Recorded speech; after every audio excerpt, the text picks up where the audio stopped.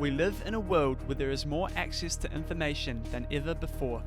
Generations, young and old, are being exposed to radically different ideologies and opinions every day. It can be so overwhelming trying to decipher what's true and what's false. But there is a way. Join me as we discuss some of the toughest questions out there about Christianity, the Bible, and culture. I'm your host, Nick Lackey. Welcome to The Garrison. Welcome everybody to another episode of The Garrison. I'm super excited because today I have Bob McCoskrie with me, Bob McCoskrie with me, and we're going to be talking about a topic we haven't talked about on The Garrison so far, and we're talking about public school education and what's happening in our schools in New Zealand. And the reason I wanted to get Bob on was because I believe he's an expert in this kind of stuff. He's looked into it a lot. So I can't wait to hear all he has to say. So Bob, would you like to introduce yourself very quickly and let us know what you do? Yeah, sure. Good to be on the show. And McCoskrie is how you say it, but nobody ever gets it right, so it always makes me chuckle. Even people that copy and paste it from a written document seem to mix it up as well somehow. I don't know how. So I'm CEO of Family First. It's a lobby group that's been around for 17 years. It's sort of been involved in a number of public debates. Was around the anti-smacking law, around the gay marriage debate. The government then came after us and wanted to deregister us, but we just carried on while we fought that for 10 years. And then there's been debates around liberalisation of abortion laws, euthanasia, and then the cannabis referendum, which was one of our success stories. And we were part of a coalition of community groups that managed to just win that referendum, much to the annoyance of the pro-drug lobby. And then there's been things like conversion therapy and birth certificates, gender ideology in schools, hate speech laws, three strikes laws, just a lot of issues, even the drinking age and Easter trading. So a lot of what people might say are moral issues, family issues, conscience votes in Parliament, and we're not aligned with any political party. We basically try to get good government policy and work with politicians who want research done in the background or who want support. So it's been an interesting ride. The government did eventually deregister us. They were successful, and that's a bit of a warning for all charities, because basically the government doesn't agree with our views. It's not that we're not a charity, it's just they disagree with our views. They think that because we promoted the traditional family and traditional marriage, that had no public benefit. That was their exact words of the court and the charities board. And so they believe that we should not be registered as a charity. And that's a warning for other groups who may have similar social conservative views, that they could be next. And even for people on the other side of the debate who perhaps are cheering our demise, my warning to them is what happens when a different government or a different administration comes in and targets their groups just for what they believe. I believe they have the right to exist just as we do, and if they can't stand our ideas and can't front up to the debate, then they need to work on their argument.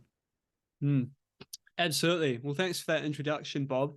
Again, very, very good to have you on. We will dive into the topic for today, which, as I mentioned before, is public education in New Zealand schools. And maybe if we start at more of a broad level, more of a general public school level, and then we can dive into maybe some more extremes of what's being taught, and particularly focusing in the area of like gender ideology and these liberal ideas that you were talking about before. So my first question for you, Bob, is how has the nature of what is being taught in New Zealand public schools changed over the last decade in regards to gender ideology and stuff like that? Well, I think at a large level, I think parents felt that the school was on their side, was working in conjunction with the views of the parents, and there was a kind of a moving together. The values at home were also the values at school. But as we've seen over the last 10 years, there's been a steady rejection of Judeo-Christian values, which have kind of been the glue that's held together New Zealand and what a lot of our laws are based on. And so there has been this competing ideology that has started to come through schools and rammed down from academics down and through the media and even at governmental level. And it's based around for Judeo-Christians, we have a day, we have Agnes Day, the DEI. Interestingly, there's now a new cultural religion which has its own DEI, and it's diversity, equity, and inclusion. And so the culture is being built around those terminologies. The problem is that they say it's diversity, equity, and inclusion, but it's actually delusion, inequity, and exclusion. Because if you don't buy into the new cultural religion, then you get cancelled and you get labelled, and we're seeing that increasingly in the culture, to the point where if you express your views, especially social conservative views, then you will be cancelled. We got effectively cancelled simply for putting out an advert that says, "What is a woman?" The newspaper editors basically got together and said, "We're not going to publish your ad. We're not going to take your money for advertising," even though apparently the media are struggling financially, but maybe the government's bailing them out because they don't want advertising. And we've got to that point where just to ask a biologically basic question and to say that our laws should be based on biological truth is deemed to be hate speech. So, and of course, the ultimate goal of hate speech is for the blasphemy of not believing in diversity, equity, and inclusion. So not bowing down to this new culture.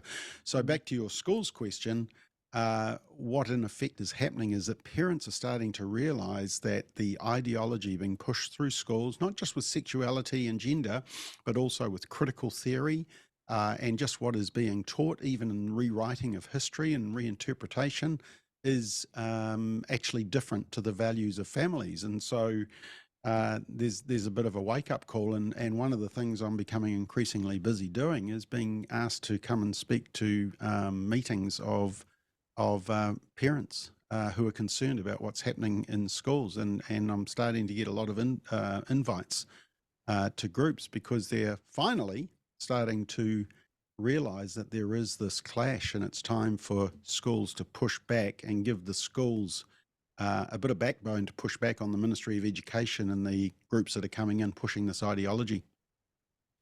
Do you have any specific examples maybe of content that is being shown to these kids? Because you mentioned that the parents are starting to wake up and realize that the values which are being taught don't necessarily align with their values. So do you have any examples of specific content? Well, I would encourage all your listeners and viewers to simply, after they've listened to this interview, go to sexeducation.nz, sexeducation.nz, and read our fact sheet, which analyses some of the material that's being pushed in school to kids as young as 7 years old. And if they're not shocked and horrified and offended by by the time they get to the end of this short fact sheet, then I'd ask them to check their pulse, because the fact of the matter is that 7-year-olds, 8-year-olds are being taught highly sexualized material. They're being taught that they can choose their own gender. As they get older, they're told that they can get secret sexual advice, confidential. Parents don't need to be involved, and this is for 11 and 12-year-olds being told this, which is well under the age of sexual consent. And they're also being told that they can choose their own gender and preferred pronouns, and get advice on chest binding for girls who want to hide the natural development of breasts, and boys are getting advice on tucking so that they can hide their genitals, so that they can appear more feminine. And get put on puberty blockers. And groups are going into the schools like Inside Out and Rainbow Youth, government funded, to push this type of indoctrination, and parents are starting to push back. There have been some examples, Nick. For example, a school up north, and look, I know your program's probably G-rated, so I've got to be careful what I share, but the problem is that here I am concerned about what I share, but this has been taught to 7, 8, 9, 10-year-olds. Yeah. That's the problem. And I hope people are more offended by the fact that kids are being taught about it than the fact that I might say it. But for example, there's a school up north that was teaching 11 and 12-year-olds. A teacher who had just received training through family planning was teaching kids about the 5 types of sex and giving full descriptions of them, including object sex, anal sex. So, it gets very specific. The imagery is specific, and it's just not age appropriate. It's sexualizing kids. I know some people sort of throw around the word grooming kids. Look, I just think that there's this ideology which is coming through the new cultural religion that kids are sexual beings, and really it's their human right to identify sexually, to choose their gender, and it's confusing and stressing kids out. I mean, Nick, probably when you were at primary school, when I was at primary school, we just wondered who we were going to play with at playtime and what had our mums given us for lunch. Yeah, yeah. It was a much simpler world, and we're making it really complex in schools. Yeah, yeah, no, definitely. I think you're right. In fact, I was only in primary school, a decade ago, and Mm, you're exactly right. Never really talked about this stuff much, but it's mm, interesting. This issue is quite close to my heart because I work at a children's program, and so every day I'm with primary school age children, mm, and my older brother is a primary school teacher as well. So mm, I don't know if that means I am exposed to a bit more of what these kids are learning, but mm, yeah, I wonder how much of the general public is aware of what kind of stuff is being taught, and in terms of the effect on the children themselves, because they're not choosing any of this. mm. And so, what would be the kind of short term and long term effects on the children who are being exposed to these ideas? Well, I think, just before I answer that, you're right that the problem is that parents aren't that aware. Under the law, the schools have to do a community consultation every 2 years. Now, what's happened in the past is that I think parents have had a level of confidence in the schools that the schools would teach stuff that aligned with the values of the parents.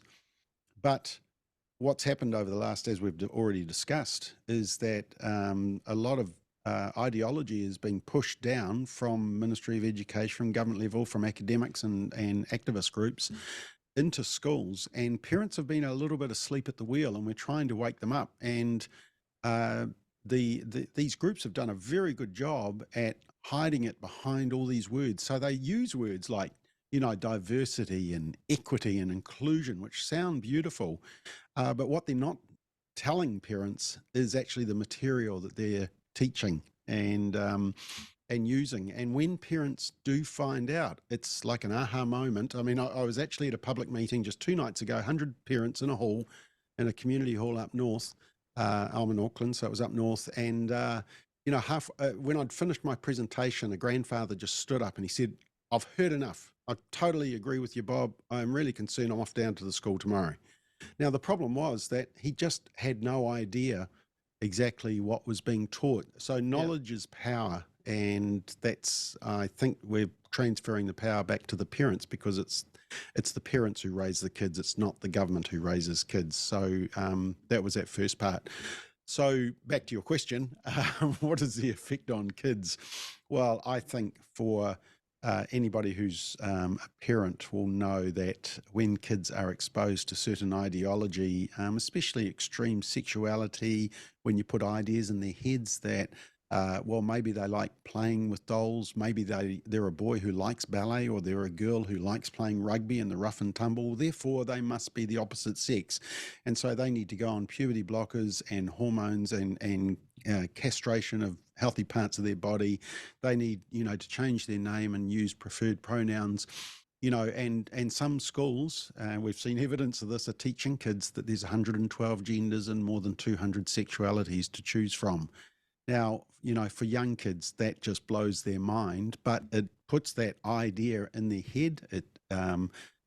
It removes their moral innocence to just be kids, just letting our kids be kids. And when they start thinking about these ideas, of course you probably see it with the kids you work with, Nick, is that if they watch a music video that involves a lot of sexual innuendo and sexual dancing, you'll suddenly see the kids out there sort of blindly mimicking yeah. that dance, Hmm. not fully understanding exactly what's going on. And that's the danger. That my concern is that we're removing the moral innocence of kids. Look, for adults, if they want to choose from 112 genders and 200 plus sexualities, go for it. That's up to them. Do that with their own wisdom. But we're talking about very young, vulnerable children, and we've got to start speaking up for them. And parents are starting to speak up finally because they are finally getting the knowledge, so they got the power. Yeah. Yeah. No, and I'm not even a parent, but as I mentioned before, at this children's program, you spend a bit of time interacting with these children. And I remember explicitly one time we were picking the kids up from school, and there's this one boy, and he points at another biological boy and says, "Oh, do you know this person?" And I said, "Oh, no, I don't think I've met them yet." And then I'm not sure why he was telling me this, but he just said, "Oh, did you know that they're actually a they?" And very clearly a boy. In fact, they were playing football with all the other boys. But then, the fact that he was just pointing it out to tell me, I suspect, they'd probably been told as a group at school or whatever. But as you say, like even 10 years ago when I was at primary school, when I was a little bit close to that age of the boy who was talking to me, you did right. We were never thinking about this stuff. We just wanted to go play football or go play tag. But now that stuff's starting to be talked about among these young kids. And this boy was 7 years old. And so, as you say, very, very young. One of the interesting things about this discussion around the ban on cell phones in schools is that some of the principals, I saw commentary where they said that when actually it was down your way, it was further south, Otago Boys High, the rector, the principal said that when they got rid of the phones, they saw a dramatic decrease in cyberbullying because of the fact that online you're seeing a lot of this ideology coming through, and this, the TikToks and Instagram pushing the gender ideology and sexuality, and it therefore becomes you identify with one of those groups, and if you identify, then you become one of these minority protected groups, and you're suddenly special and you stand out. And hey, what young person doesn't want to be slightly different, to stand out, to be unique, that everyone looks to and says, wow, that's awesome. So you can see, and that's one of the issues that they're identifying. Health professionals and mental health professionals are recognizing with gender dysphoria is this rapid onset gender dysphoria. It's not a gender dysphoria that's been developed over many years. It's a sudden onset, and it's particularly amongst young girls. It used to be, the majority used to be boys wanting to identify as girls. We now have the phenomenon of rapid onset gender dysphoria where the majority is girls wanting to identify as boys, and the chest binders and the voice changes, etc., and then going on the cross or wrong sex hormones is what I call them. That's kind of the confusion that we're building in, and the problem is we're not dealing with any of the underlying comorbidity factors which may be going on, like autism or trauma in earlier life. None of that examination. We just basically say, oh, well, if that's what you identify as, we need to accept that. And I think, Nick, the other real concern is that parents are being kept out of the loop. And so there is specific instruction to schools that they need to check with the child as to whether parents are informed that they may be wanting to identify as the opposite sex, wanting to use different pronouns, wanting to change their name, and parents can be excluded from that information because they're concerned about the parent's reaction. But look, if the child does badly at school, the parents might react. If the child gets caught tagging, the parents might react. I mean, where do we draw the line as to where parents are involved in the process? And then, of course, you get the example that we saw recently of teachers who are having to tell biological lies by having a girl stand in front of them and having to identify them as them, they, maybe, two of them, or he, him, when they've got a biological girl. And for teachers, that's a terrible predicament to be put in. Why should they be forced to lie about the truth? So yeah, it's unfortunately it's a perfect storm, and we're seeing a lot of fallout from it. Yeah. So in spite of all of this going on, Bob, what would you say is the best way that we can be reacting if we see the problem? How can parents? How can the general public, people like myself who I'm not a parent, and then teachers as well? How can we all be reacting to it in order to push back against against these messages, which, as you say, are just making kids lose their innocence at a very young age, and they don't deserve that. Well, I think coming as a Christian with a Christian response, I think we need to get the balance of truth and love.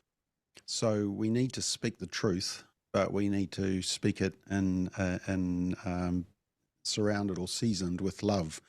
So I think it's really, and what I say to groups is we need to understand that the problem is not the children or the teenagers who are pushing this agenda.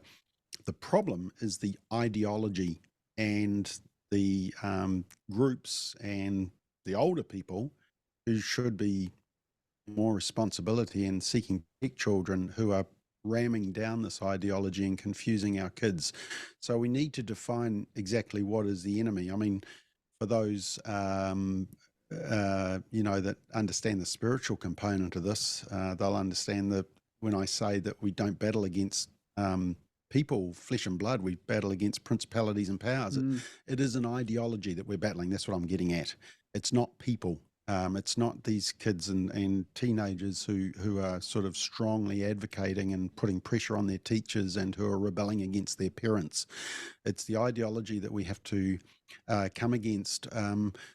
And look, there are a number of resources on our website, familyfirst.nz, where you can, read research that we have done on this. We've done interviews with, for example, Chloe Cole, who's an 18-year-old US girl who went through this whole stage, spent her teenage years as a boy, was castrated, has lost the ability to have children, not castrated, mastectomy, has lost the ability to have children, identified as a boy, and has detransitioned, and says that she simply wasn't old enough and is now suing the health authority. She's from California and is suing because of the fact that she simply wasn't mature enough to make those types of decisions.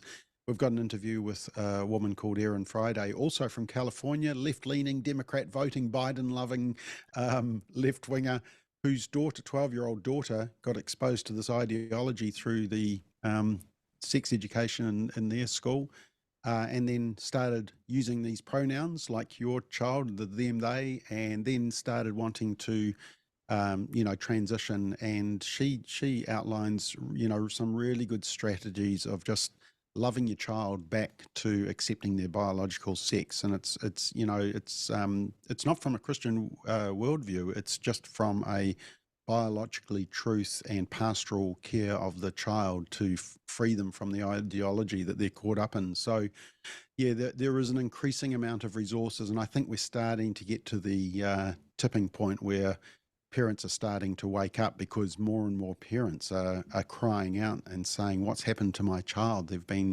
It's almost a cult that their children have been drawn into. No, awesome. Hey, that's really good, Bob. Thank you so much for all those tips. Is there anything, before we wrap up, is there anything else you think the audience needs to hear? And perhaps you want to share, just to conclude, the two links. Was it familyfirst.org?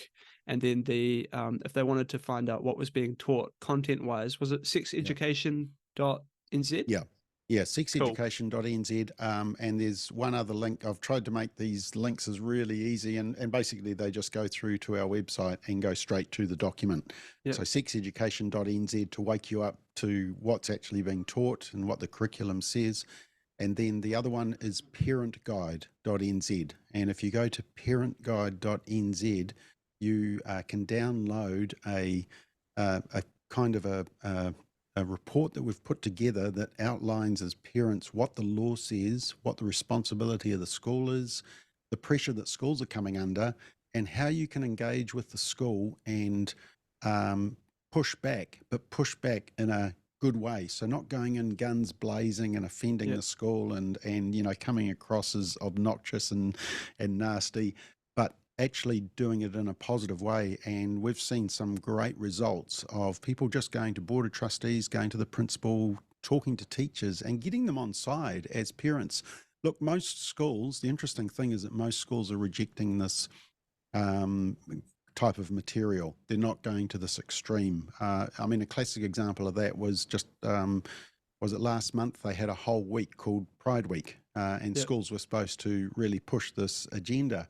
Now, only 12% of schools actually signed up for it. So 88% of schools just got on with teaching reading, writing, and arithmetic, Yep. which is probably what parents expect. So it's only a small number of schools that are sort of really going full bore into this. And so parents just need to go down to the school and find out and engage and, grab a few other parents that are concerned. Knowledge is power, and deal constructively with the school. So that's parentguide.nz, one word, parentguide.nz. So the resources are all there on the website. And I'll make sure to put them in the show notes in the description of whether you're listening by video or by podcast. You should be able to find those links. Awesome. Hey, I love what you said at the end about speaking the truth in love, Bob. I think you're so right. We need to be cautious about not going too far one way, but finding the middle point, the middle ground, where we can be Christ-like and engage this topic in a way which is truthful and loving. Well, awesome. If you listen to this episode and you enjoyed it, please make sure to share it with people. I personally believe this is a very important topic that does need to be shared around, so make sure to share it with people, and check out Family First and all those links. And if you enjoyed the podcast, feel free to rate it on wherever you're listening to as well. Otherwise, we'll see you on the next episode of The Garrison.